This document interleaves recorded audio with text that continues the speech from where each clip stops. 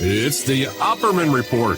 Join digital forensic investigator and PI Ed Opperman for an in-depth discussion of conspiracy theories, strategy of New World Order resistance, high-profile court cases in the news, and interviews with expert guests and authors on these topics and more. It's the Opperman Report. And now, here is investigator Ed Opperman. Okay, welcome to the Opperman Report. I'm your host, private investigator Ed Opperman. I'm the president of Opperman Investigations and Digital Forensic Consulting. You can find a link to my work at emailrevealer.com. You can also get an autographed copy of my book there, How to Become a Successful Private Investigator, all kinds of asset searches and locates and adoption investigations. Emailrevealer.com. Okay, very excited about today's show. We have John MacLeod. He's the author of the book Behind the Wall of Illusion. And it's about the Beatles and about their religious involvement, their occult involvement, and all kinds of stuff we've always been fascinated about here at the Opperman Report. So we're really happy to get John MacLeod. He has a history of writing books about music. A couple, Phil Spector, Sound of the 60s. I'm a big Phil Spector fan, you know that. And the other one is Leaders of the Pack, girl groups of the 1960s and their influence on popular culture in Britain and America. Good old Ronnie Spector, man. I tell you, I can't listen to Ronnie Spector without singing along. So we got John MacLeod. Mr. MacLeod, are you there? Yeah, I'm here, Ed. Thank you so much. Tell the audience who you are. Who is John MacLeod? John MacLeod is, he comes from Ireland, Dublin originally, but now in the last 10 years I've been living in the west of Ireland, County Limerick, which is those very, very old country type of place. And I am a musician and a writer and written 3 books now on popular music and culture. And I also I lecture in the university here and in what they call the Further Education College in music, film, media, that kind of thing. So that's my background. So when you describe it as the old country, is this like farm country? Yeah, it's quite rural. Not so developed as what you might consider Limerick is a city. It's the 3rd city in Ireland, but it's just really a small street with a couple of shops and then a lot of countryside. The really big river goes through it called the Shannon, which is the biggest river in the British Isles. We get a lot of rain here, a lot more than they get on the Dublin side. We're closer to you guys in America, and it's wet, but it's nice being in the country, you know. Yeah, I have a grandmother from Ireland. Yeah, my grandmother grew up on a farm in Ireland. Now the website to get this book is called LimerickWritersCenter.com, and the Limerick Writers Centre, which actually was originally kind of funded by a guy called Frank McCourt, who is quite well-known author, very big in America. He wrote a book called Angela's Ashes. Oh, sure, okay. Yeah. So the Limerick Writers Centre has a kind of a bit of a history in trying to promote, I guess, culture here, and particularly, you know, the written word here in Limerick. So that's why I was kind of interested to see what would happen if I kind of went with a local kind of collective like the Limerick Writers Centre. So if I brought this book to them, I was curious to see how that would work out from the point of view of sales, promotion, and that. Just working with a collective rather than a big publishing company, which is what the other 2 books were with. Yeah, and the book is called Behind the Wall of Illusion, and people need to be aware it's not available on Amazon, so you have to go to this website, Limerick Writers Centre, and centre is spelled the old English way, C-E-N-T-R-E, not the American way, the way we spell things, C-E-N-T-E-R. Okay. So what can we find in this book, Behind the Wall? It's about the Beatles, right? And they're religious and occult. Yeah, so what did you come up with? What did I come up with? Yeah. Well, I suppose one interest of mine for a long time has been with philosophy, which my degree was in English and philosophy, actually. And when I left university, I kind of came across kind of a philosophical view of a guy called Rudolf Steiner, which people in America might know him through the Waldorf education or Steiner schools, things like that. He's kind of mostly known for that, but his interests span across every conceivable topic, from farming to beekeeping to drama to music to religion to etc., etc. So he became kind of a big influence on me, and I suppose it's really a way of kind of seeing and living in the world. In a movement called anthroposophy, which means the wisdom of man. So kind of looking at ourselves, looking at how the human being is, how it works in the world, and that is a kind of a blueprint for how things, in a sense, should work in the world. So that's how society should organize themselves, etc.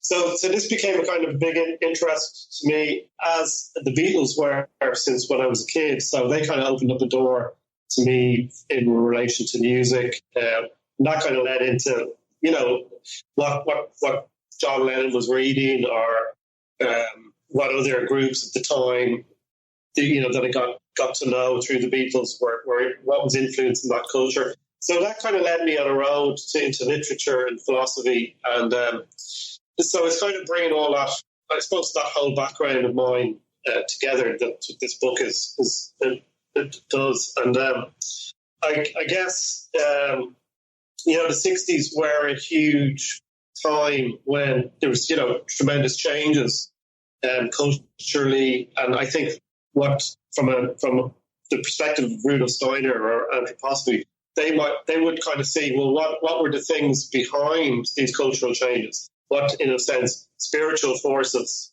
were activated through those cultural changes? And of course, the big one to start it off was World War II, because that in itself is a spiritual act that's manifested itself on the planet, and so it changes the whole nature and the whole fabric of society afterwards. And I've always been kind of interested then in looking at, where my own culture, my own growing up in the 80s, that period, obviously, what came from that, and where did that come from? Which I guess, the 60s, 70s, 80s, leads into that.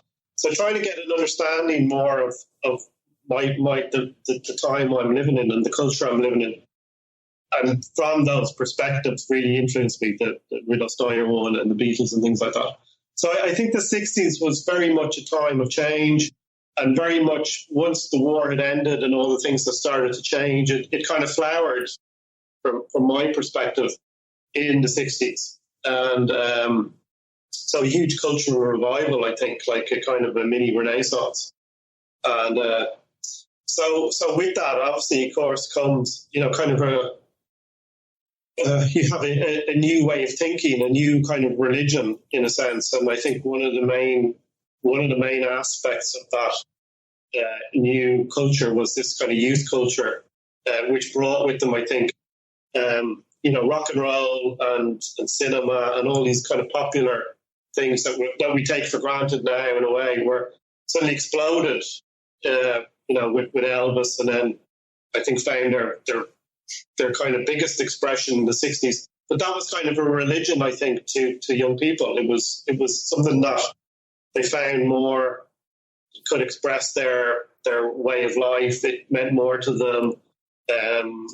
They were kind of closer to it. They could participate in it. They could trust it more so than maybe the more established religions, particularly in America and Britain and that at the time. I think they kind of lost faith in those institutions. So rock and roll kind of came to replace it. So from that perspective, the book starts with the Beatles growing up in Liverpool, embracing this kind of new religion of rock and roll and popular culture. That was the first thing I felt. Sean, before we get too far ahead, you described World War II as a spiritual act. Can you elaborate on that? Well, I think, it's like if somebody goes through a crisis in their lives, it's something that we can see as something at the time is very dark, isn't it? You have a personal crisis, maybe you lose somebody close to you, or you're just in a very difficult situation, and it can really just happen. I think one minute everything's fine, and the next thing, your whole world can be turned upside down. And I guess these are kind of doors opening, or something has been. There's a change, there's a shift going on, and sometimes I guess we don't make it through those crises, but more often than not we do. And when we come out the other side, we're kind of glad they're over. But I think when we look back on them, we realise how much we've grown through them. And so to me, that's a kind of a spiritual development of the human being. Your own individual biography has many of those in it. And if people don't have them, I think, they're either not really they're not really paying attention to what's going on in their lives, or, they're very necessary. So each country has them as well. I mean, obviously America had quite a number of them. The Irish have had a lot of them.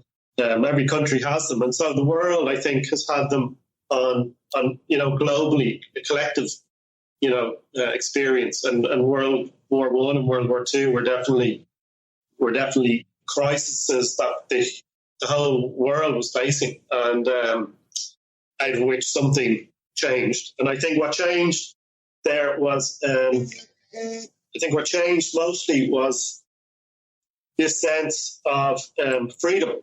Freedom was one of the things that developed out of that. Freedom of expression, personal freedom, freedom that was fought for through those wars. Freedom, for example, we had in Europe, freedom to travel came out of that. We can travel anywhere in Europe now. The nation states began to kind of loosen, and Europe became a big state, like in a way America is. But before that, you couldn't cross borders. That didn't happen until the 70s. But that grew out of certain treaties and pacts that came out of World War II. So it led to a lot of things, that were a revival, not revival isn't the right word, but a kind of a resurrection of things in a sense. Something new happened, and I think one thing that really happened was youth. The youth suddenly became, we suddenly had a youth. We suddenly had. You didn't go from being a kid to being an adult at the age of 18. We now have this period of finding ourselves, in a sense, and of like giving ourselves time to think about things. And we don't go.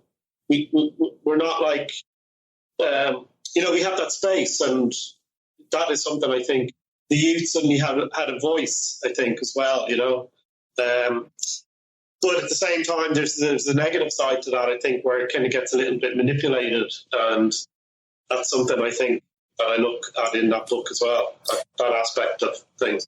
Now, okay, I guess you could describe the World War II era as like a trauma. There was an international trauma to the earth, and everyone was like in shock over it, And then after trauma, we're often open to new ideas, or even open to mind control. We're open to manipulation. So do you believe that this new, like you said, this new renaissance, this new counterculture, this new thing, that we're having trouble describing, but this new thing, this thing in the air that was there with this youth counterculture and all this, do you think that was organic or constructed by some kind of overseeing manipulation? Well, I mean, I guess this is my opinion. So it's just my own opinion on it is that. Well, first of all, sorry. This first thing I'm going to say is not my opinion. I think it's fact. If anybody just looks at the world and looks at themselves or anything, we do have, for want of a better word, we don't want to get into the semantics of things. We have good and we have bad. They are relative in that, as I said before, you could experience a crisis, something bad can happen to you, but that could lead to something good later on down the road.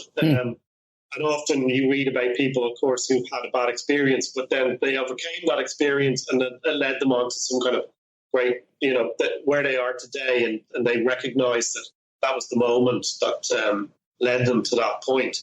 But So there is good and bad in a relative sense, and that's here. We experience it. Once we tell a lie, we can assume, well, that's not a good thing to do. We can lie to ourselves. We can lie to other people. So we can experience that in ourselves. We do that ourselves, and we don't need to look any further to recognise there is that duality in a sense of good and bad. So the other thing that I could say after that, which is kind of really my opinion in a way, but from looking at spending a long time looking into these things, I think it's an opinion that is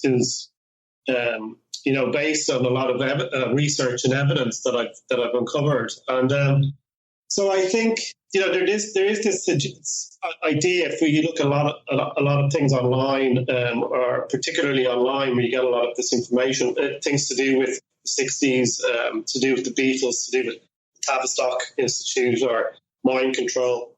I'm a bit skeptical about where some of those people are getting their information or where they're going or what the agendas there are. But I think there's a lot that suggests the whole thing is a mind control thing. The whole 60s, Renaissance was something like that. And I don't really buy that argument.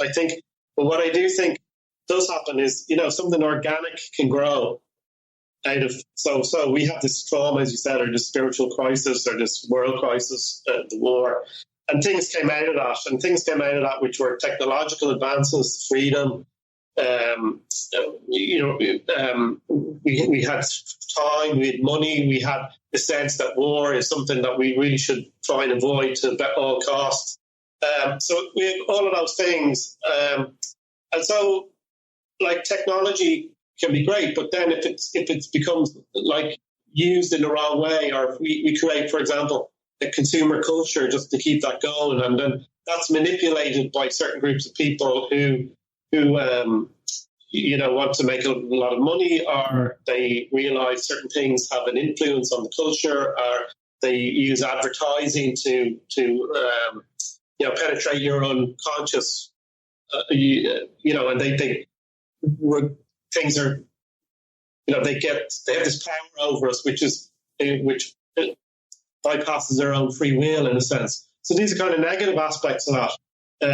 But something organic grew out of World War II, and that is the fact that technology came, freedom came, these things came.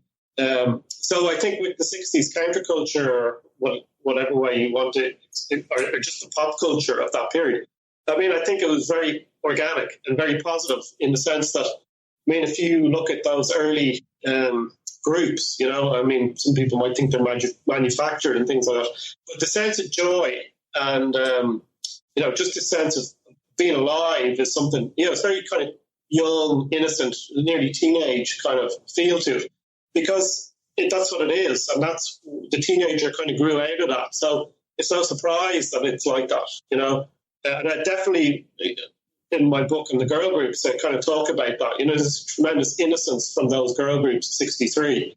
Not completely innocent, but there's a sense of innocence, a sense of something new, a sense of excitement. The songs express that. There's no labouring over the writing of the songs. And I think that's the same with a lot of these early 60s groups, groups that came around in the early 60s. Just a kind of a freshness, a newness, a thing of something that it doesn't seem too laboured or too thought about. It just comes about organically. And I think if you compare that to music, popular music today, there seems to be a lot more. It's thought about a lot more. It's marketed a lot more. It's the manufacturing of it is very different type than it was back in the early 60s.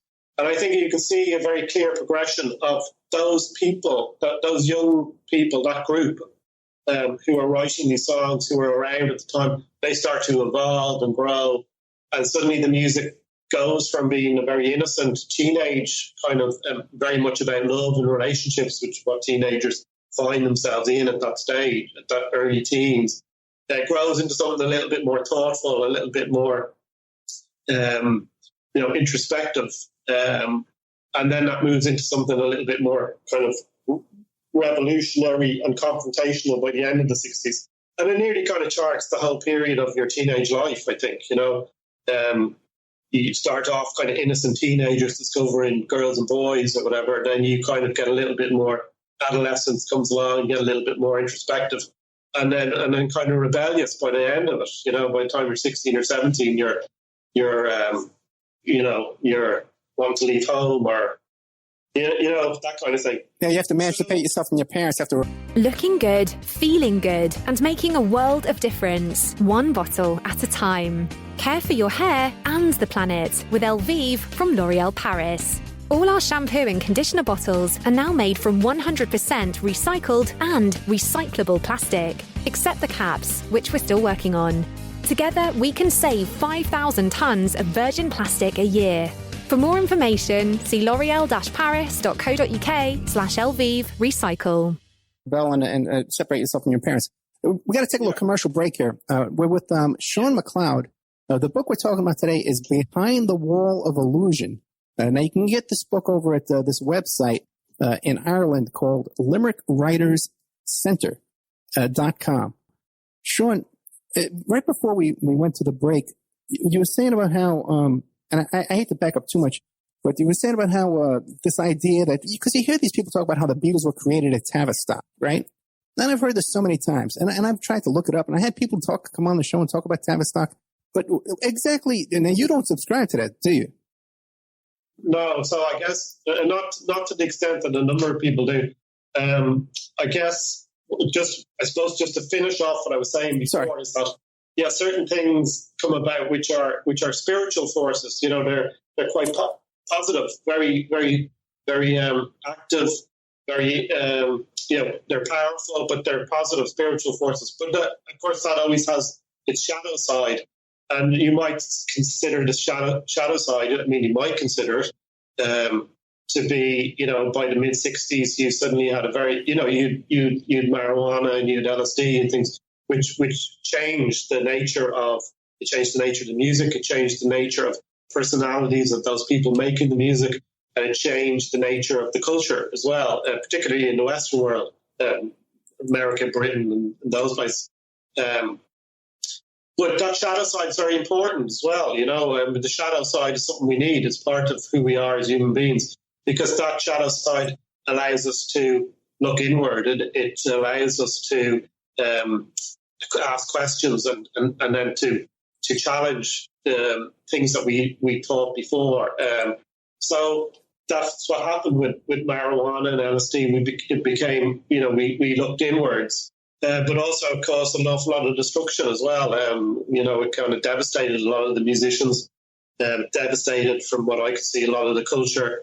Young people were kind of got lost through the use of that. But also it created some great art, and it also created something that allowed us to kind of expand our consciousness and become aware of things beyond just the materialistic, mundane, everyday, consumeristic society, which America and Europe to a large extent were becoming. So it's the shadow side is necessary. You know, as the German philosopher Hegel would see it as, you know, with that there's a growth and something, a third thing comes out of that, something grows out of that.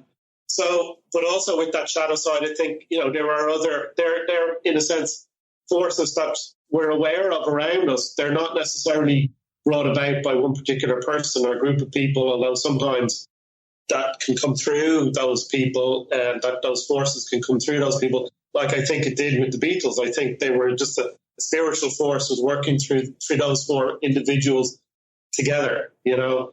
And I think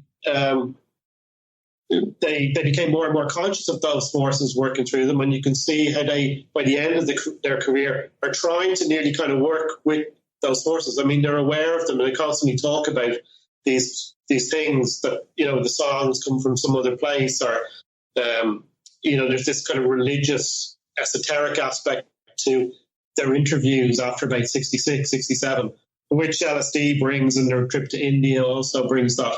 But in regards to Tavistock and things like that, I think there are, just as the Beatles and the groups around that time in the mid-60s, late 60s, started to become more conscious of who they were, of what was happening, of how they were changing things, of where their music was coming from, and started to work with it on a more conscious level. I think there are groups of people that are aware of things that are coming down the line. They're aware of what they need, what needs to be done to change, to how do you say, guide those things in order for certain results to come about that are favourable to those groups. So that's a negative thing, in my opinion, because it's consciously manipulating things in a way that is not often done with the awareness of the people that they're trying to manipulate. Do you know what I mean? Yeah, I do.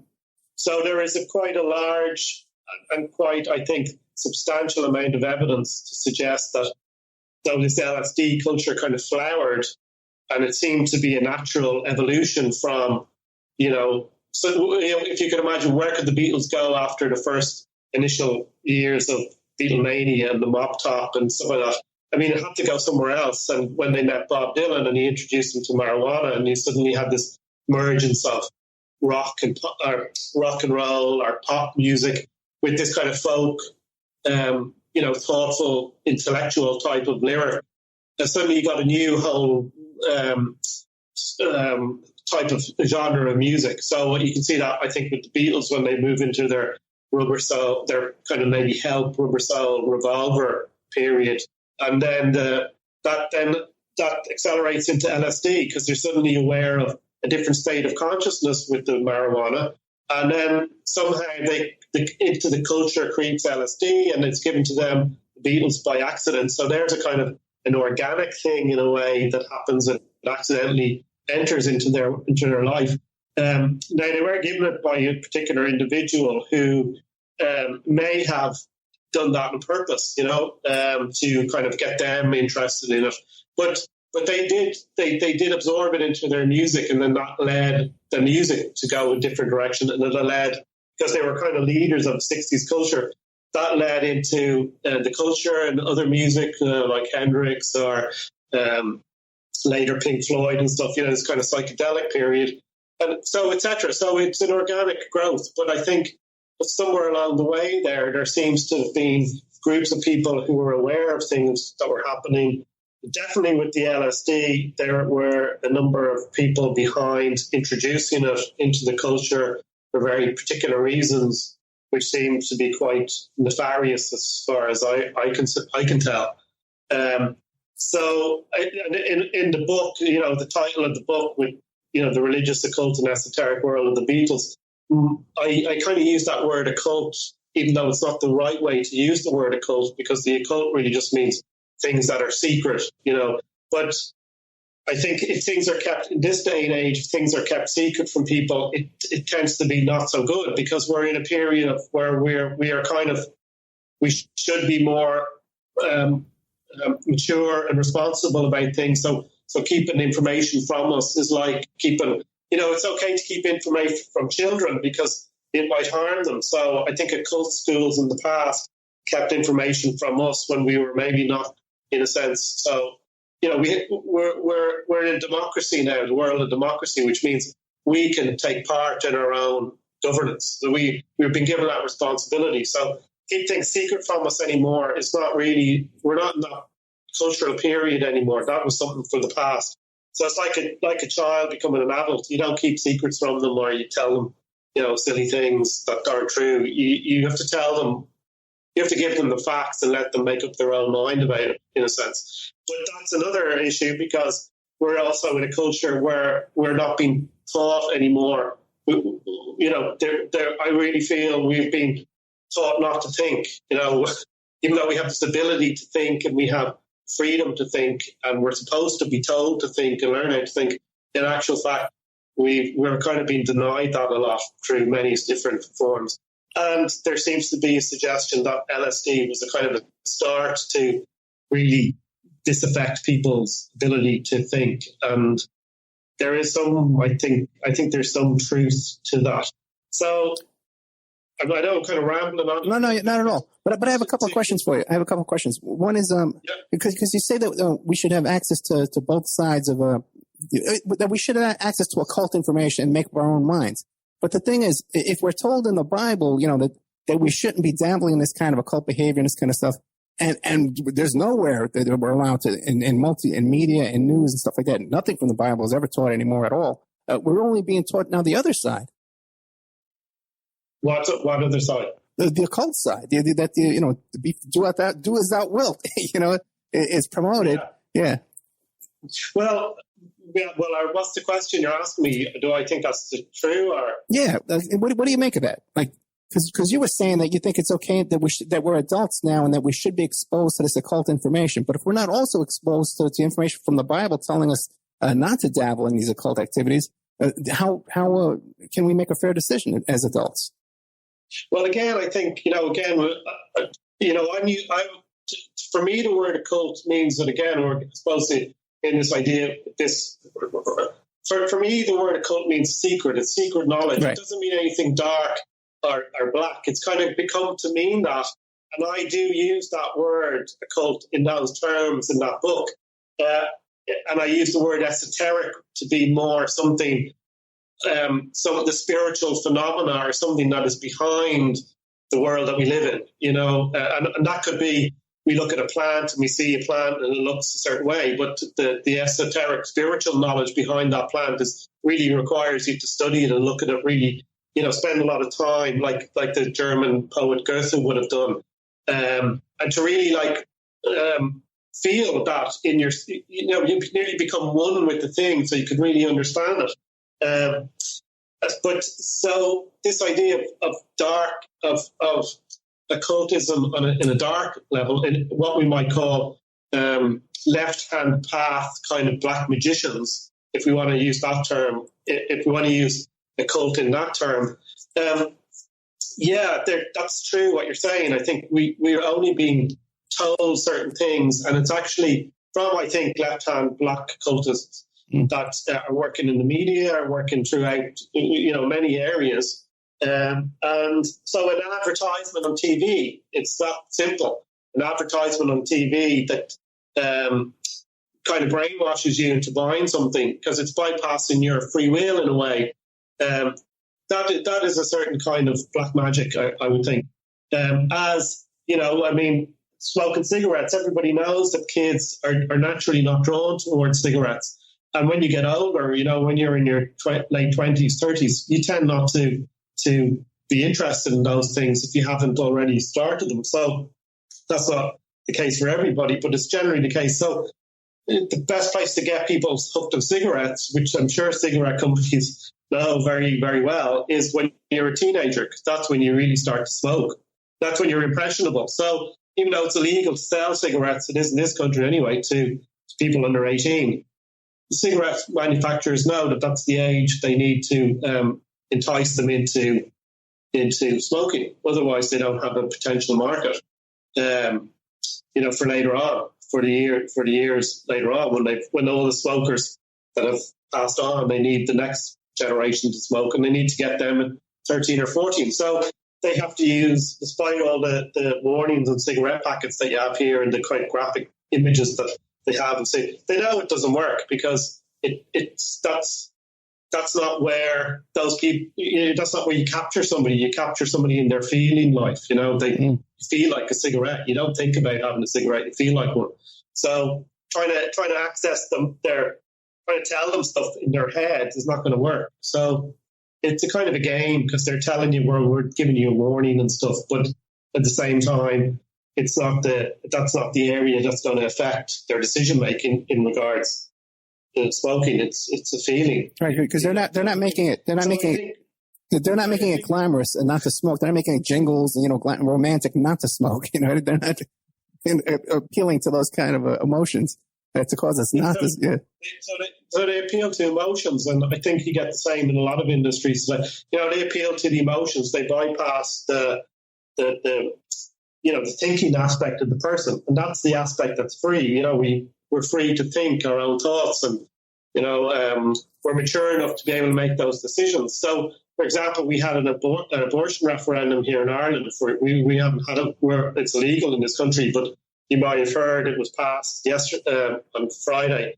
And I think that was a campaign really where, that wasn't really the yes vote wanted to be passed. There was it was an agenda that's been set off quite far down the road. But in order to get people to think that they're thinking for themselves, they have to make them think that, well, I'm voting freely out of my own,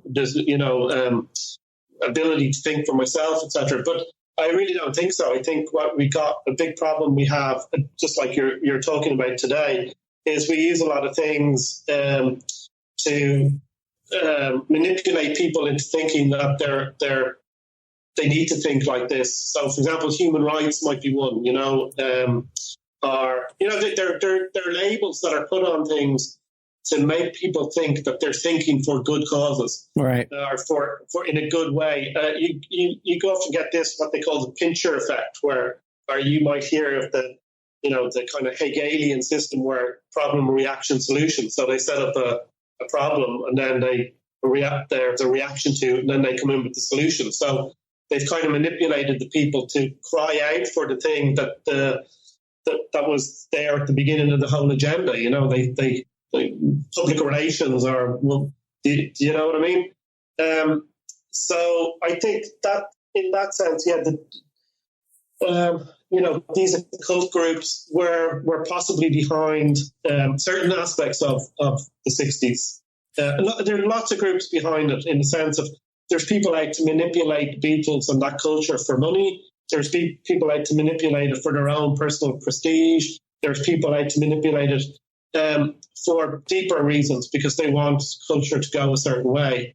And I think the Beatles were very, very. I definitely think Lennon and Harrison were very in tune with that at some point, which is why they got very disillusioned with being Beatles and being manipulated in many ways. And I think there's quite enough evidence that shows that, in terms of their comments on being Beatles or that period of their life. Harrison, before he died, became a supporter of what's called the Natural Party, is that what it's called? Which basically was, he said, to make people become more conscious of themselves and more conscious of the world they live in, which, of course, he said, is not what politicians want people to do. So, they don't want us to become very conscious of what's going on, in a way. So it's easier. So they were quite aware, I think, of those forces there, behind in certain aspects of their career or their life. Yeah. Just the other day, I was listening to Breakfast with the Beatles. We have it here every Saturday and Sunday morning. Many stations play different versions of it. Breakfast with the Beatles, and they were playing these clips, and it was right after they had broken up.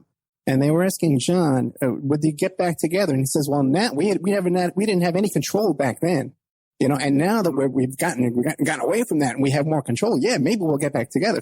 So he described this, they're not having any control back then. Now, certain things, and you talk about this, like almost like a spiritual, driven force, propelling the Beatles. But early on, even in the album Help, they're standing there with their body positions. Aren't those Crowley type language? Like Crowley would teach that, to stand in those kind of positions. Yeah, I've come across a number of things, and I do mention that in the book. There is the semaphores. Yeah, so they're also. They seem to look very like certain gestures that are used in, or at least Aleister Crowley shows pictures of it in some of his books. But I think there's a few things there. And in the film itself, Film for Help, there's a lot of esotericism in it. There's this whole Indian thing. Right. And there's a real negative reaction, funnily enough, to India, to this what you might call esoteric knowledge coming from the East, and which in a way there's wonderful knowledge there, but whether it's right for the West or not in this time is a different thing, and whether there was forces, which I do mention in the book, and which certain people have pointed to, that certain Eastern traditions that are not necessarily healthy for the West were brought in very specifically to disrupt and to cause confusion and chaos within the West and within our consciousness. I think it's possible that these things got into the work, but I think you have to look at, first of all, artists. There was photographers who took the pictures. There was other people around them that were kind of interested in these things and may have influenced the Beatles, and most definitely did influence the Beatles in how they interacted with these things like Crowley or the occult or just artists in general and philosophers and other writers. These people introduced them to lots of things which they needed to do in order for them to then expand and have things to think about and talk about and think about. And Crowley seemed to be one of the things that was kind of interest to the counterculture, particularly in Britain and to some extent maybe in America. As was Tolkien's Lord of the Rings, as was other kind of science fiction and kind of mystical works. Alice in Wonderland was obviously a big influence because Lennon had been influenced by that whole tradition of Victorian fairy tales and that kind of thing from his childhood. And so whether they are specifically dabbling in the kind of occult magic of Crowley themselves, I find it a bit hard to. I don't think that that's the case. There may be others around them that were using the Beatles there to plant certain things, and I think that's more likely. And then, in that sense, the Beatles were not free to be totally in control of everything they did. But the reason why I say I don't think the Beatles were so influenced by, we were so consciously involved in that whole thing, particularly around that period, is because, first of all, they were very busy writing songs, they were very busy touring, they were very busy making films, they were very busy doing interviews and other things. I just don't know how they would have dedicated so much time to really getting to know Crowleyan magic or other types of magic. I think it's something you'd probably have to spend a long time studying and practicing. And I just don't think at that point in their careers, I mean, that's only around 65. So, they're only three, they're just on a roller coaster then. And I think, I don't think it's possible that they would have known too much. It's more probable that later on, after the Beatles, that they had more time and they were a bit more mature and probably could absorb that stuff much easier. And, they were only kids really then running around. What were they interested in? Getting rich and meeting girls and playing their music. I don't think they were that interested in black magic or Crowley or anything at that point. But there were maybe people around them that allowed those influences to creep into the music. And therefore, once it's there in the culture and very much in popular culture, then it maybe kind of starts to exert an influence. But I don't think. I mean, there's a lot made about Crowley, and I think Crowley is. I'm not saying he's not a negative influence or something like that. But there's certainly much darker occultists than Crowley around. Crowley was really someone who had an interest and dabbled in those things. But I don't think he was really that adept as some people, others maybe would have been, who we probably won't even ever hear about because that's how adept they are. They're very much in the shadows. And I think Crowley very much was, he was seemingly a secret agent for the British. So, he was someone who was, involved in lots of things and interested in lots of things and certainly did have an influence on popular culture. But, I think there's a lot more made out of it than there actually was. And his appearance on the Sgt. Pepper's cover, I think is, again, from what I've come across, there's some debate over who put it on the cover. But it's more likely it seemed to be a choice of Lennon's, who did it probably to just annoy people, more than anything. I mean, Lennon is definitely a very clever fella and he's very artistic, but he's very much in his head, I think. It's ideas that he likes to know about and play with. For him to spend time trying to figure out how to cast spells or do things like that, I just don't think he had that temperament and that discipline to do that. Do you know what I mean? Well, yeah, I know what you mean. You know, I had May Pang on the show, and she described Yoko. She was hesitant to get into it. But she described Yoko. I heard that show, yeah. Oh, you did? Yeah. So she described Yoko as being a witch, you know. Did you listen to my shows with A.J. Weberman, too? Because I've known him since I was 17 years old, and he used to hang out with John and Yoko in the Dakota. I could have. You hear so many shows, but I know the May Pang one very well because I was kind of interested in it when I was researching stuff on the book. But there's questions over. I mean, well, I've come across a number of people from their early career, people they met in Germany, up to people that they knew after after the Beatles split, all who seem to have been connected somewhat with witchcraft, black magic, right, things like this. But again, I think it's there's people are. I mean, Marianne Faithfull, who was obviously around in the '60s, girlfriend of Mick Jagger, and also had a bit of a pop career. Herself and Brian Jones's girlfriend, Anita Pallenberg. I mean, they were like, at least on some superficial level, interested in those things, that area, occultism or witchcraft or something. But that was the kind of spirit, as Marianne Faithfull said, that was the spirit of the 60s. You were interested in those things. You were kind of expanding your mind, you were looking beyond. Well, I mean, and let's not forget, the church on every level it's an occult brotherhood as well. I mean, and I don't mean that as in Jesus Christ or Christ, who's very important for me, particularly in my own life. There's a lot of stuff, and anybody who spends any time reading the Bible can realize that it's layer upon layer upon layer upon layer of trying to get to, it is so rich and deep with meaning that I'm sure, and then people have different interpretations of things, and some people don't like it. I mean, it's the big problem with Catholics and Protestants here in this country. They don't like each other's interpretations of things, and one person thinks the other is the devil, and so but they're both drawn from the same source. I mean, that is an occult text in the sense that it's an esoteric text. It's full of knowledge beyond what I think. It's the creation of the whole universe is in it. Yeah, I believe that the Bible is like it's living and breathing. It's filled with the Holy Spirit, and you could read the same thing 2 days later, and it'll affect you in a different way. You'll learn something new. This might be a good time. You go ahead. Yeah, it's a living, as Jesus says, you came to me, I would have given you living water. It's living.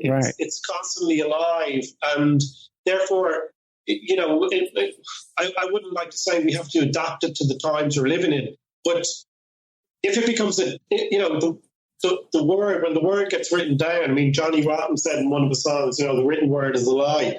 Because once it becomes written and it becomes stuck, then it in a sense it becomes a lie. Because if it doesn't change, we don't change with it as a living thing.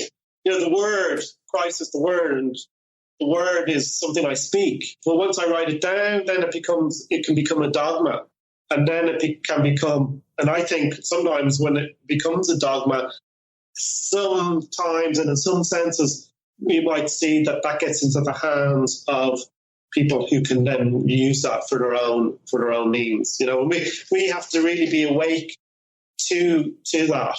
And I think when you waken up, and I think it's an interesting thing about the Beatles, is I think once they started to wake up to what was going on, then they started to disintegrate because they were very much aware, I think, of, as you said, they had no control. What they were being used by people. They were becoming kind of unhappy in the situation. It was becoming claustrophobic for them. So once you wake up to the situation, and then when you wake up, you realize, which I think, again, the Beatles did, once they had, fame, which they wanted in Beatlemania, which was great when it came because it just brought so much joy and excitement and newness to a bunch of kids, who had grown up, or had grown up in the aftermath of the war, and but at the same time, it brought a mania, and it brought people became out of control, and people started to look to people like Lennon and that, as some kind of saviors, which, you know, at the end of the day, they're very talented, very interesting, and possibly are conduits for something higher. But they're not the Messiah, you know. So this is a negative aspect to Beatlemania, and but I think once they realised that fame wasn't exactly what they wanted, once they realised that, you know, they had all the money that they could, you know, that they suddenly were making money for lots of people, including themselves to some extent. They started to realise people wanted them to make money out of them. So the wealth wasn't enough. So then they turned to LSD and to mind expansion, and that wasn't enough because that's a dangerous path to go down in many ways.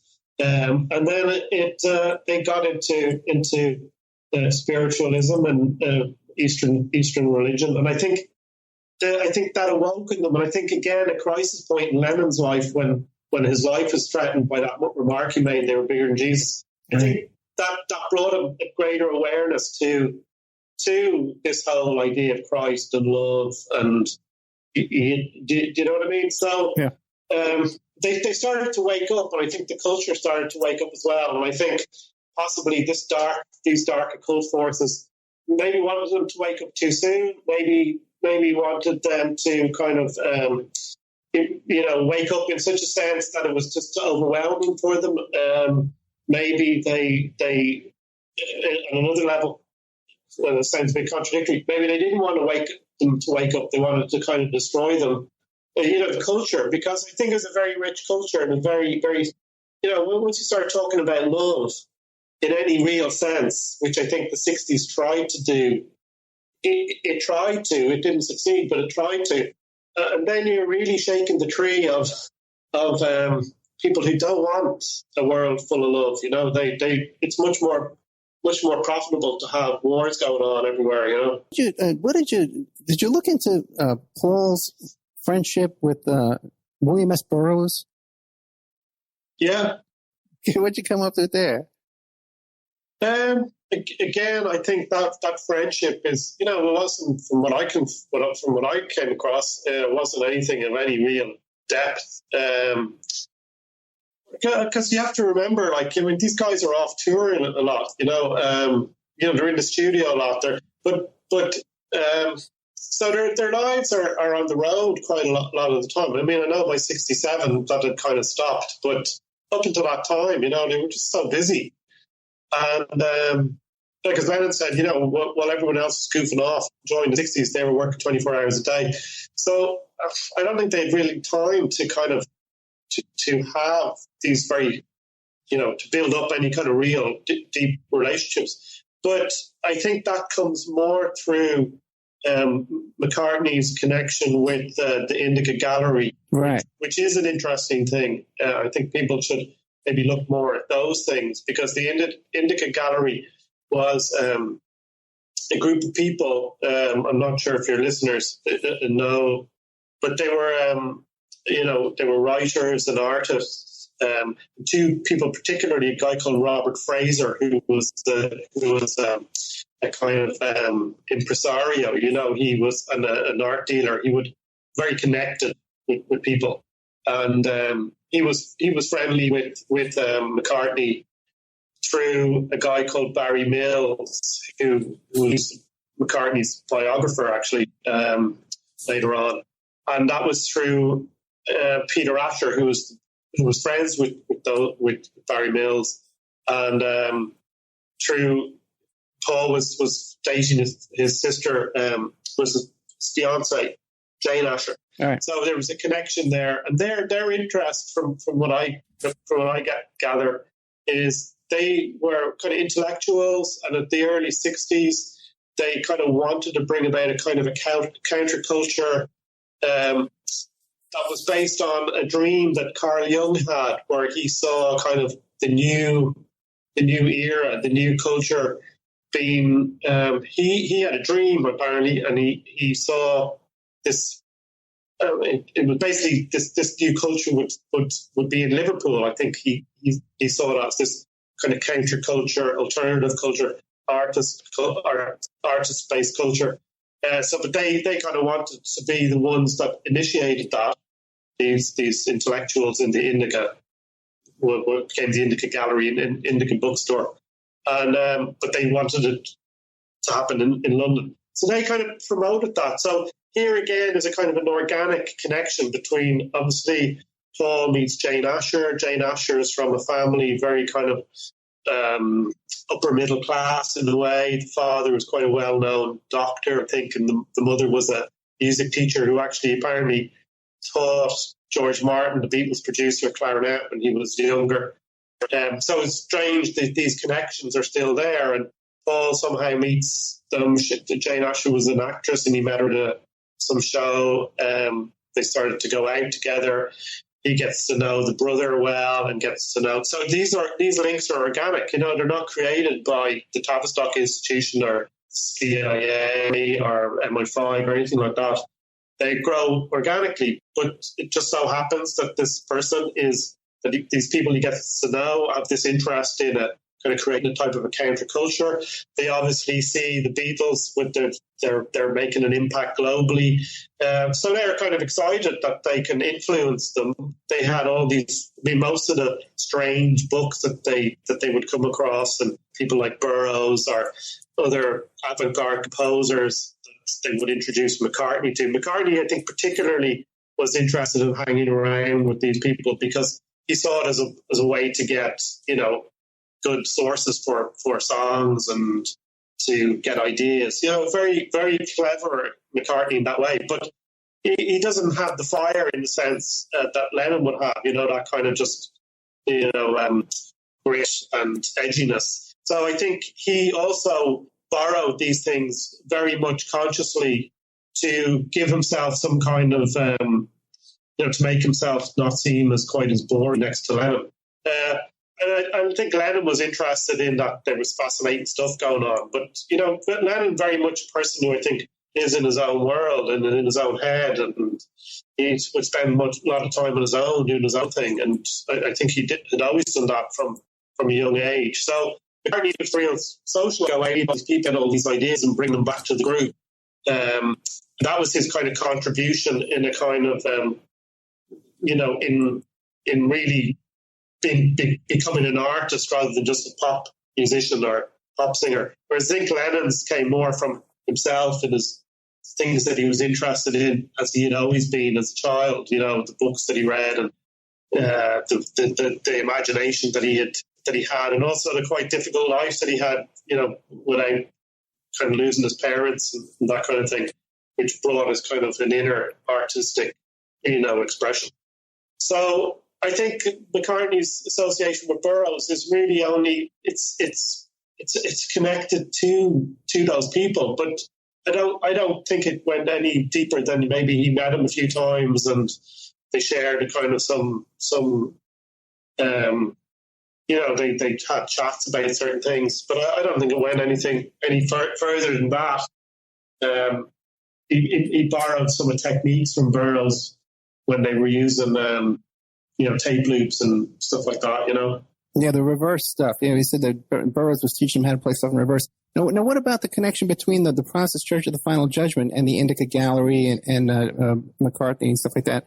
If there was this kind of an influence, like a thread of this influence, don't you think that they would be capable of pulling that off? So who is that? The Protestant Church of the Final Judgment? Well, can you just tell me what that is? I'm not sure of what that is.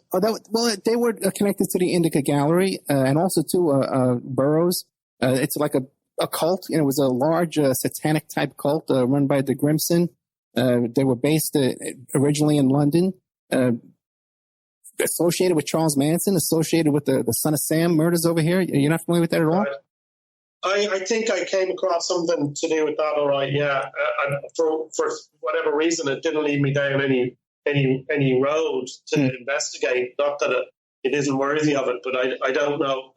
I'm not so familiar with it, but I think I'm familiar with there's a site called the Cult Beatles. The chap goes into that quite a bit, and all these various connections. But I found them to be, and I'm not saying that they are, I found some of them to be a little bit, I didn't find anything really substantial to follow. He also suggests there was connections there to the Beatles and the Fumo scandal at the time. But I do see. Wait, I'm sorry. What scandal? There are these kind of strange associations, all right, because I know that McCartney was on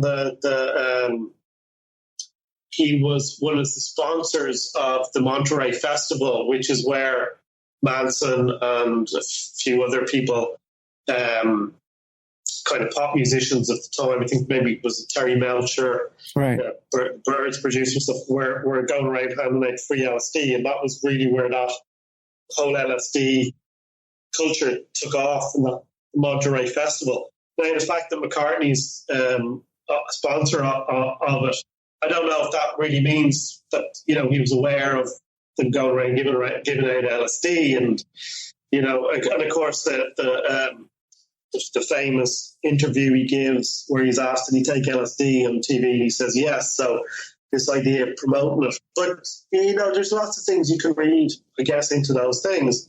And again, I'm just a little bit not sure of what a lot of these how powerful these groups are, or how.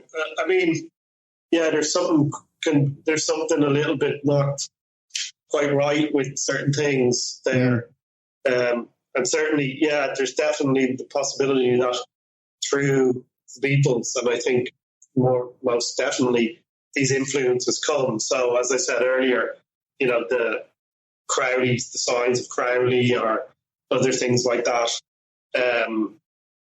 creep in. But I don't know how conscious or aware the Beatles were at the time of that happening. But definitely, like anything, I think people were using them to influence culture in some way. So, they're the conscious forces. When I would use the word here, a cult, to me, the occult forces that found their way into the culture and into the mainstream through the Beatles. I don't think the Beatles were overly consciously aware of it at the time, during the mid-60s or that. I don't find that to be the case, Yeah, it seems like John was oblivious to the influence that Yoko was having over him, and she was a devotee of hypnotism and all kinds of stuff, And it just seems like they were oblivious. That Ed is, I think, there's all sorts of strange stuff going on there, and I do think that, and even the stories that they tell about. McCartney was interviewed on the what's this very famous American talk show guy that you have there, Lawrence Stern, is it? Howard Stern? Howard Stern okay. show. And this question comes up of, how did Yoko apparently says she didn't know who the Beatles were, and she didn't know who Lennon was, but we know, and McCartney even says it in this interview, that he had met her first, and she kind of did know who the Beatles were, even though she had told John that she didn't know who they were. And I think that seemed to impress him, the fact that, here's somebody who doesn't know who I am and doesn't know anything about me.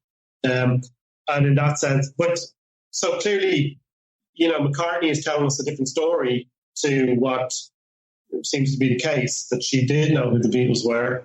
And McCartney suggesting that, well, she didn't, but at the same time, he lets it slip that she did. And Howard Stern starts to probe into that when he slips up on it, when he just kind of seems to brush it away. So, but I think, again, that is it's a trait of McCartney's. He's a Gemini, and he's very the two sides of the Gemini figure. You don't know which side you're getting, so it's kind of a slightly dual personality, and it kind of plays with you a little bit, I think, and plays with this. I think the Beatles author who wrote the book Shout, whose name just escapes me for the moment, but he he says McCartney, we can't ask McCartney anything about the Beatles because he doesn't tell. He tells you, he just lies. He tells you a different story all the time. And I think interesting when we go to the Paul is dead thing. There's a lot of stuff that I think from what I've come across actually since writing the book, which really confirm more that this is something that's been perpetrated to a large extent, I think, or to some extent, I think, I'm pretty sure of it by McCartney himself, because back to Yoko, because her background is fascinating to begin with, because she's a descendant of Hirohito. She's a very wealthy family in Japan, very powerful family in Japan. And that she escaped from a mental institution, and she's an escaped mental patient. There's no other way to say it. She was institutionalized, and she escaped from this mental institution. And then there was this whole other bizarre scenario with her children from her first marriage, that her and John tried to kidnap these kids. And the father of those kids had to go into hiding with another cult, by the way. We went into hiding for many, many years and is still under the radar and doesn't come forward and expose himself to any publicity. Just one bizarre, fascinating, as you start peeling away the layers of the onion on this whole story, it's just... Yeah, I mean, it's kind of unsettling, and we're pretty sure from accounts of Lennon's assistant and personal assistant, is it Fred Seaman, who basically claims that the romance of Lennon, John and Yoko was not at all what it was, and suggests that they didn't really spend much time together, and most of the time it was Yoko doing business deals. And so, again, we've been we've been sold some, again, PR thing, but which, there's always things that, we don't see either. So it's hard to you have to be careful not to jump too quickly to making up to have too many assumptions. But that's from what I can gather, that things on the surface as it was presented to the public were not what they were under the surface. I don't know if there's much more that I could say about that, particularly at this moment, because that's all I'm aware of. But there is some strange stuff without any doubt going on there between Yoko and Beatles and Lennon. And it's compounded. It's 60s and beyond. The secrecy is compounded because she's bought up books, she's bought up rights to books, and she's actually had people arrested for trying to publish material that they're aware of, claiming it was stolen material from her. Sean, now, we've been talking about the Beatles' spirituality, their faith and whatever. They were into Eastern mysticism, meditation. They went on a drug phase. What about, and Dylan became a born-again Christian, at least at one point in his life. What about the Beatles? Did they ever dabble in Christianity? Well, I think so. There's quite a number of there's a number of references they have to Christ as a being, and I think Lennon refers to makes reference to from early on. I think from Rubber Soul, he talks about the word, and love. So, there's clearly an influence there, clearly something that interested him. I think, some people claim that Lennon wanted to be kind of guitar playing Jesus or that kind of thing, peace and love. I mean, I think, he's a human being, so it probably gets mixed up with lots of other things, and maybe kind of the drugs probably create some kind of delusional elements that were there, but that maybe manifested in him thinking he's some kind of God or Jesus type figure. But particularly, I think they seem to reject the church and and what the church stood for in the early years. But I mean, you can't really blame them, because I mean, it was those institutions that brought the countries into war. So they kind of rejected anything from the past, and which is healthy in a way, rejecting things and then asking yourself questions. And then sometimes you find you go back to what it is that you rejected, but you come from it in a deeper understanding, or you revive it somehow. The next generation revives it. So I think himself and Lennon and Harrison particularly were. I think they were quite religious and Christian in a way. I think Harrison kind of got it mixed up a little bit with. He seems to me he kind of put it all into. It's all just a search for God. It didn't really matter what path you went down. That was what mattered. The search and questions about why are we here and where are we going and what happens after death. And I think they are. That's work.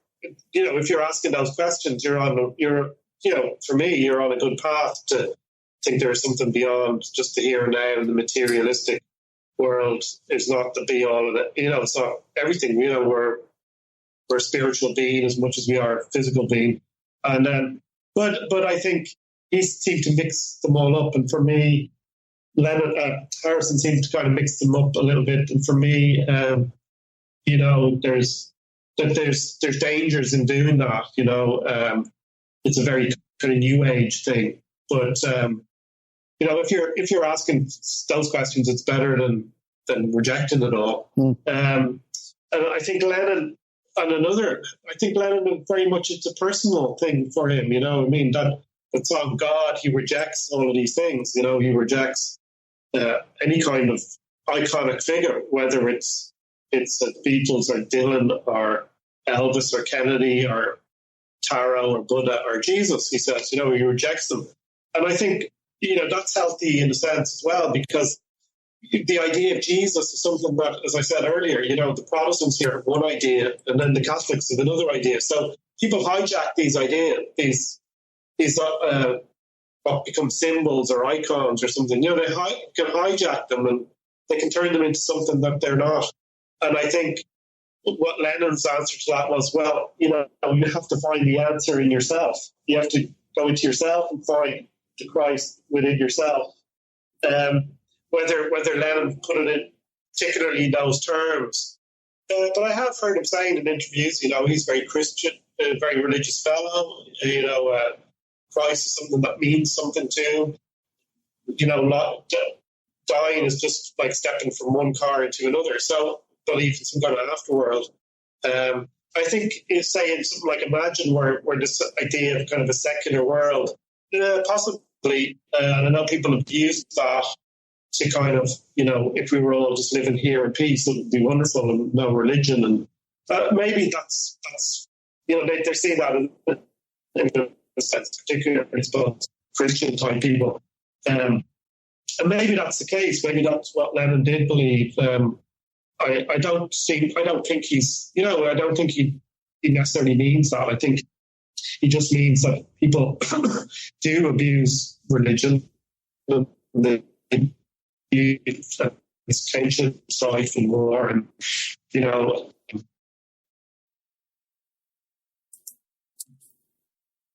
the connection's getting really choppy. We may have lost our guest.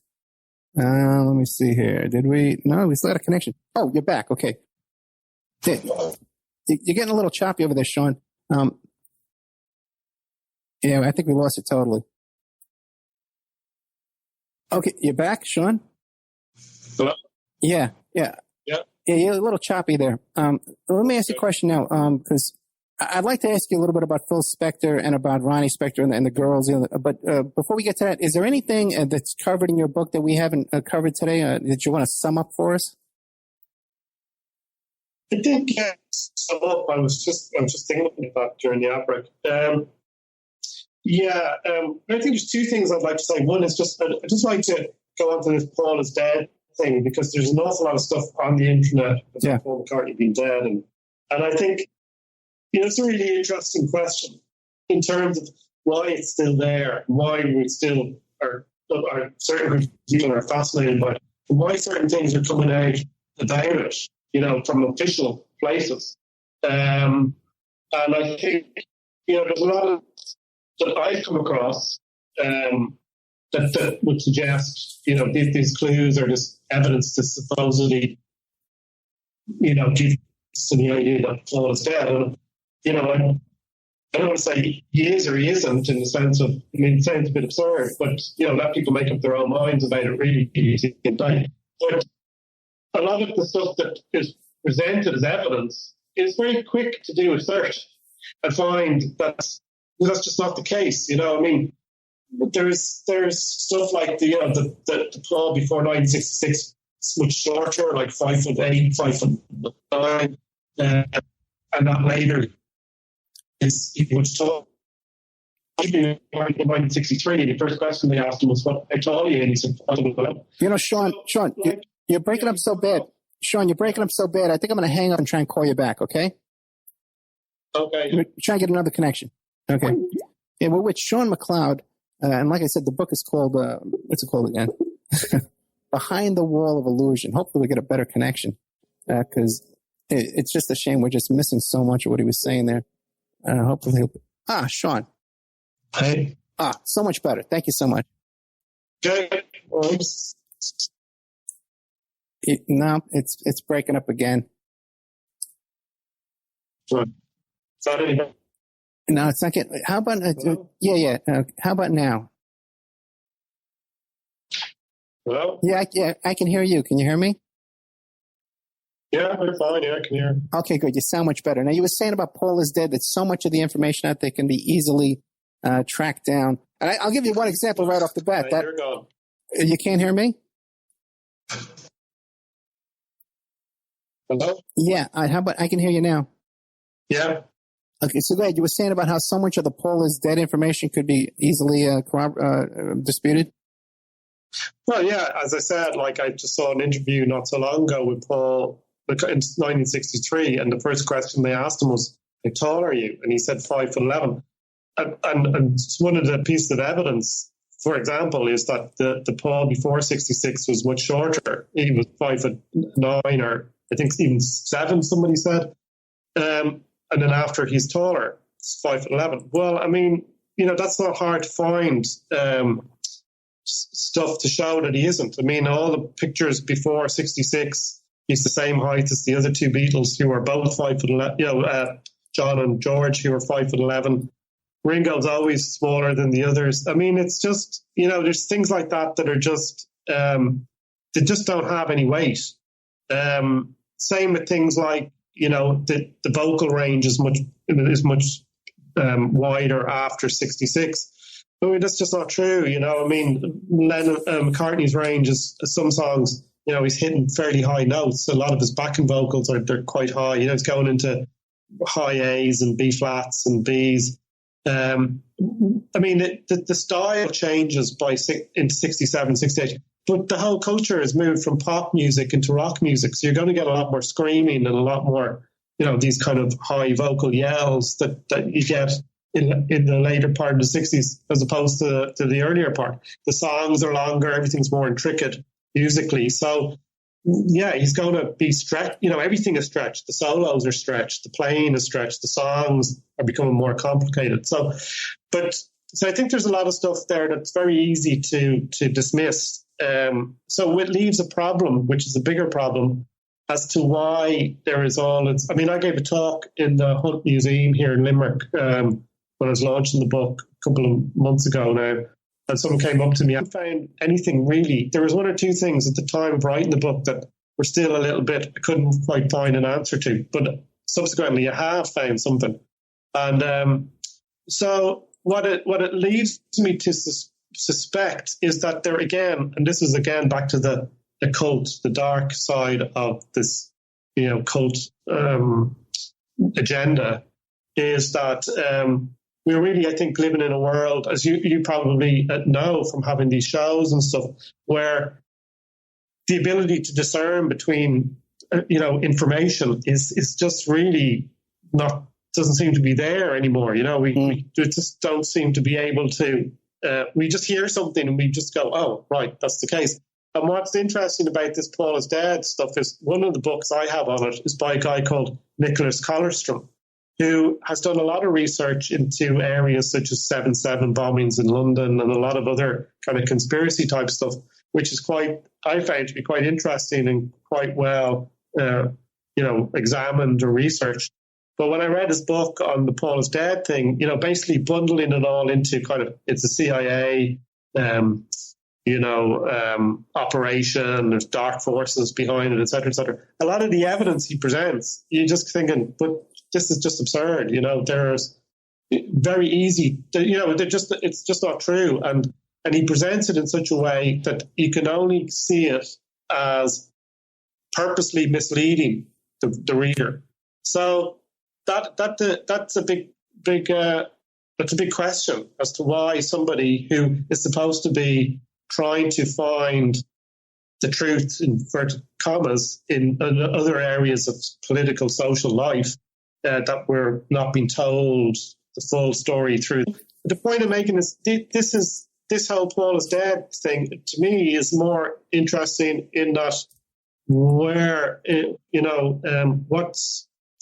the ability for the general public to be able to discern between what is good, solid evidence for things and what's very flimsy, really unsubstantial evidence. And it seems they're more interested a lot of the time in the sensationalization of things rather than actually finding out what is, finding out proper answers to questions that really are based in some kind of logic.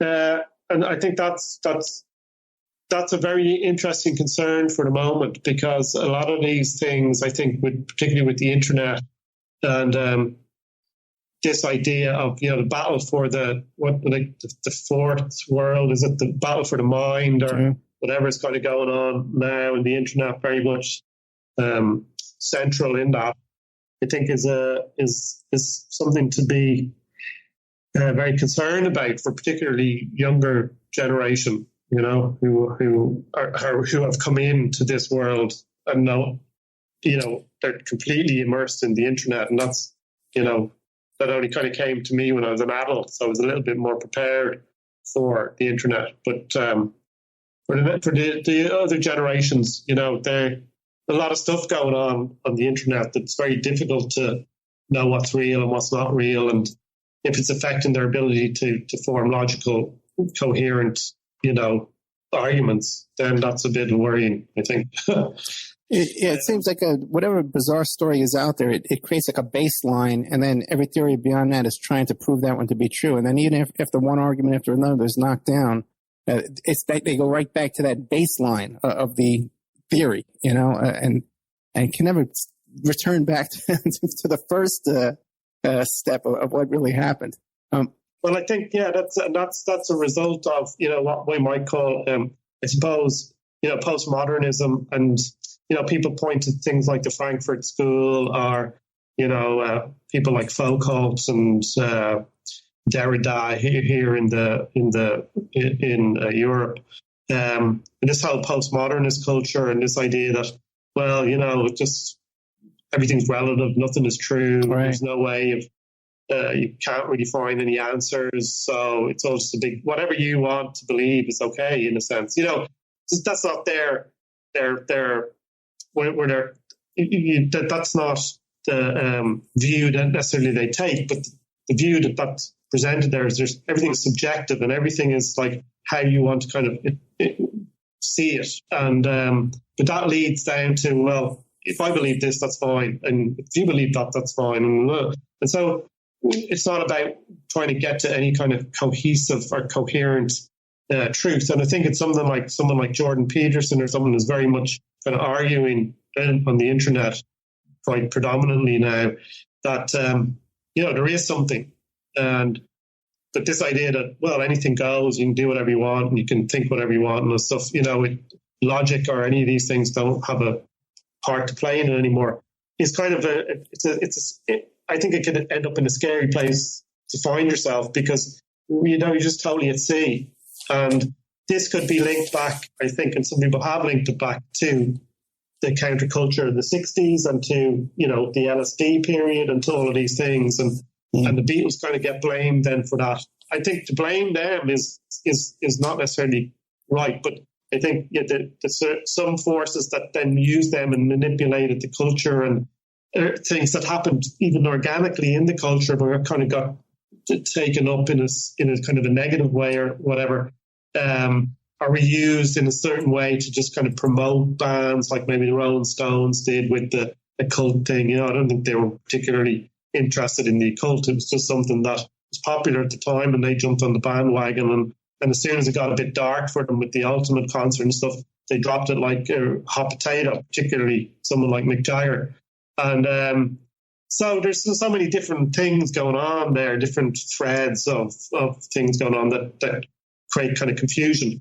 But one of them is, I think, it's not necessarily the Tavistock Institute taking hold of the whole thing and controlling it, but possibly guiding things that have generated organically out of the culture, and they can see where it's going and then they can kind of manipulate it.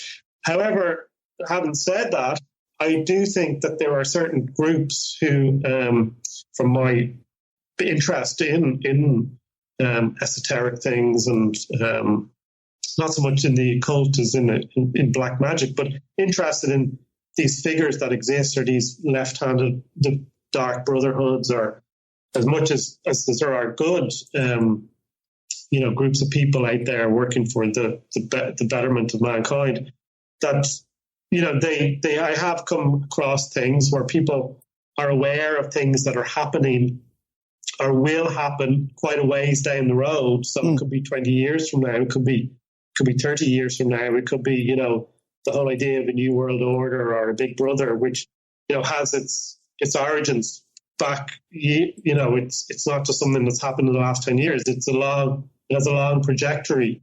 So it's possible as well that, these groups could have seen things that might have happened and through technology appearing and, race relations, particularly in America, the immigrants coming into the UK and stuff like that this whole thing would lead somewhere, and they were, ready to take control of it or guide it in a certain way that suited their own agendas. I'm sure they have some knowledge of that.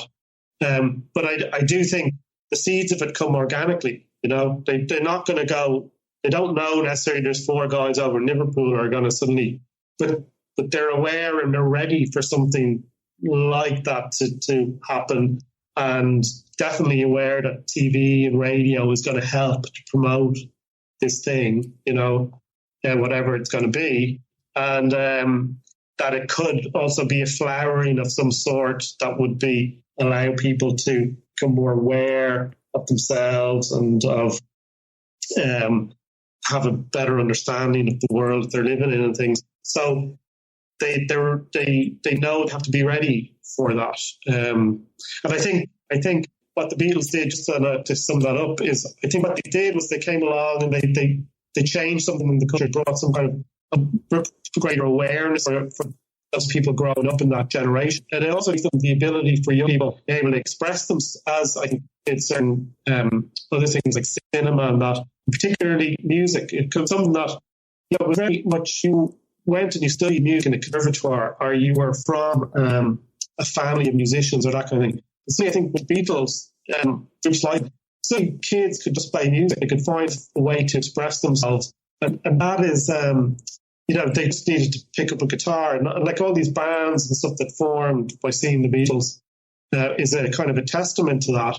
And I think it's still very much the case. A whole 30, 40 years of people making music or pop music or folk music, whatever, is still there because of that.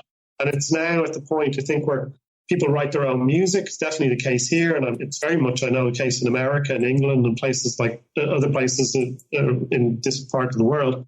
So they make their own music. They develop friendships and relationships by doing that. They form groups and they go out and they play and they explore a whole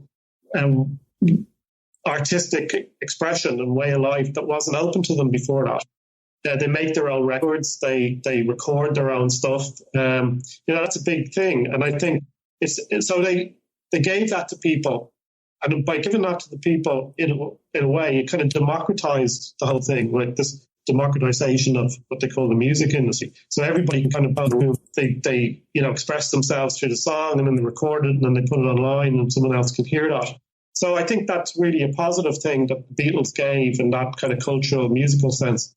However, what they also did is they created a mass music industry because they were so big and they made so much money for so many people, and they influenced so many people to go off, make records and make money and make all this that it created a business. And that business is kind of and the business is more in many ways than music that's created. And that's kind of the negative side of things. So now we have people who are able to make their own music, express themselves to it, but they have they're sold this idea of being famous, being rich, or making it big, and so also have the means to do that. So you don't just have a guitar that you get 50 quid anymore. You've got to get like really good electric guitar, and you've got to get an amp that, and you've got to get pedals, and then you've got to be able to go and record on some kind of recording device that's going to cost you money, and so it's a business that's being generated at the expense, I think, largely at the artistic side. The artistic side is lost there. So again, the shadow side seems to be overtaking the more positive side. Sean, we're pretty much out of time, but can you give us a quick overview of the other two books about the leaders of the pack and Spectre? Like, what would we find there? Well, the Girl Group book is, I guess I grew up listening to 60s music, and it wasn't until I think, I knew some of the girl group bands from Motown and things like that, Supremes and the Vandellas and the odd song from a few other groups. It wasn't until, I think, maybe it was like 12 years ago, that someone just gave me a copy of this CD by the Shangri-Las, and I listened to it, and I was quite blown away with how modern sounding songs were today, even for indie. And I started kind of hearing that influence on a lot of the music, particularly the male the music I would have listened to from the 60s. And I just kind of went out and find more music like that and found it to find it. I couldn't find anything on the groups. There wasn't any books really. There wasn't much in terms of stuff online. There was a few things I came across. And but the more I started to listen to it and, try to get the music from wherever I could, I just was really impressed with it. I thought, this is great. And these girls have kind of been written out of pop music history. So, I tried to follow that,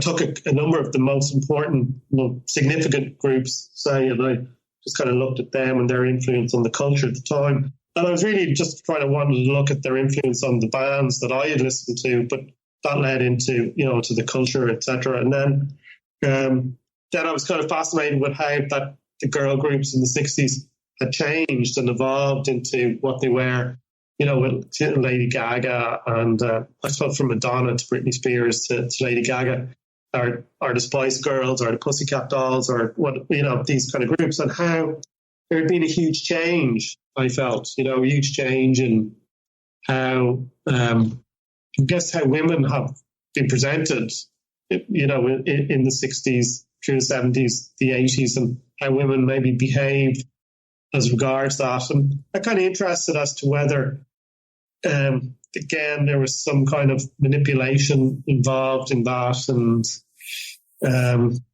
so that's basically what that book is about, kind of a homage to the girl groups of the 60s and their influence on the other groups of the 60s and 70s. I mean, they were a big influence on punk in many ways. So it's kind of interesting. And then how also there was a change, and I think a much greater change for women and girls in music. The guys, it's kind of much more or less stayed the same. It hasn't changed too much since the 60s. Mm. So that's what it tries to look at, how and try to see is was that change manipulated more so by the media for girls than it was for guys, So that book. The Spectre book tries to just look at, I mean, the publisher asked me to do the Spectre book. They wanted it for their series called the Tempo series, which looks at popular artists in context of their cultural significance. And so I really just look at Spectre. I didn't really know what to contribute to that because there's so much on Spectre, you know, and but they asked me to do it, so I did it. And I tried to look at music more so than you know, his life in biographical terms. But the music, I think, very much, you know, this kind of, you can see how his life changes from, I mean, it's quite interesting in a way. What was interesting about doing the Spectre book is that I kind of knew his music from, particularly from doing all the girl group stuff, because obviously he had a big impact in that genre. But a lot of the music I knew from Spectre, apart from things like To Know Him Is to Love Him and stuff, was mainly the girl group 60s stuff. Some stuff he did with the Ramones then in the 80s, and the odd thing he did with Lennon or the Beatles, obviously helping to tidy up the Let It Be album. But I only really realised he had done a huge amount before the girl group period. Like, I mean, just a whole load of music. Some of it's very good and some of it's not so good. I suppose the peak of it is that, you know, when he he creates the wall of sound, and he's got the crystals, and particularly the Ronettes, and this huge, you know, force in popular music. You know, really, it's hard to realise, I suppose, now, because, you know, you're looking back quite a long time, but, you know, a real force for about 2 years, which obviously in one way, you know, was very influential musically on everything that was going on in pop music at the time. And obviously great for him that he could express himself and, you know, have this success, but also seemed to kind of totally ruin him at the same time. Yeah, you know, it's incredibly powerful guy with a tragic ending. Speaking of tragic endings, we're out of time. So, Sean MacLeod, can you give us an idea? How can people locate you? I know you got a Facebook page, right? There's a Facebook page for me. Yeah, Sean MacLeod, musician and author. That's where you'll find. I mean, I used to kind of do the Facebook thing and do all that, and I just kind of got a bit. You know, it really takes when you're trying to write books and write music, you find you're trying to on Facebook or on these social network sites trying to like promote what you're doing, and you kind of. You're not doing what it is that you are promoting. So I just don't really bother too much with that. I have a YouTube channel as well where people, you know, if they're interested in the books or what I have to say, my music kind of covers a lot of those themes as well. So I don't know where you'll find me. You know, you can go to the Limerick Writers Centre and you can get the book. You can get onto the Ed Oppenheimer show and you can hear the interview. But yeah, okay, Sean. Too much promotion, I guess, so much now. I just let the universe take care of that. Sean MacLeod, thank you so much. Okay, we're out of time. To the God. Okay, thanks. Thank you so much. Good night.